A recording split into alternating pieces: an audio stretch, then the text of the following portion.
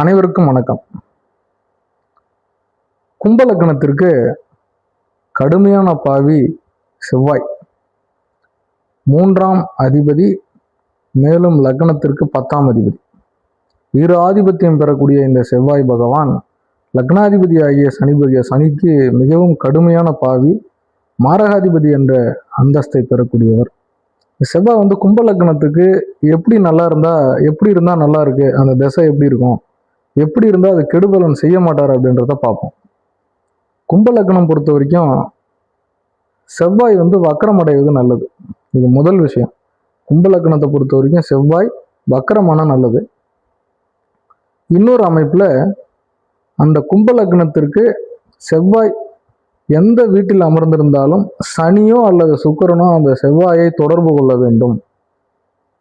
லக்னாதிபதி அல்லது லக்னத்திற்கு 4-9 ஆதிபத்தியமாகிய சுக்கிரன் அந்த இடத்துல தொடர்பு கொள்ளணும், பார்க்கணும் அல்லது சேரணும். அல்லது புதன் வலுத்து செவ்வாய் கூட இருக்கணும். புதன் ஆட்சியா இருந்து அந்த இடத்துல செவ்வாய் சேரணும், உச்சமா இருந்து அங்க போய் செவ்வாய் சேரணும்.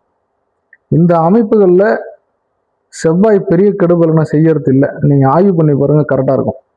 இல்லை சார், இதுல 12ல மறைஞ்சா நல்லதுன்னு சில பேர் சொல்லுவாங்க. ஆனா கும்ப லக்னத்துக்கு மட்டும் 12ல உச்சம் பெறுவார் செவ்வாய், கெடுத்துருவார்.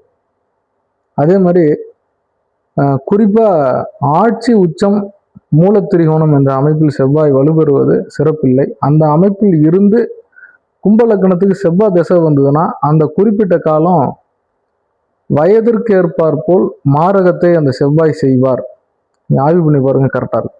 நன்றி. மற்றொரு பதிவில் சந்திப்போம்.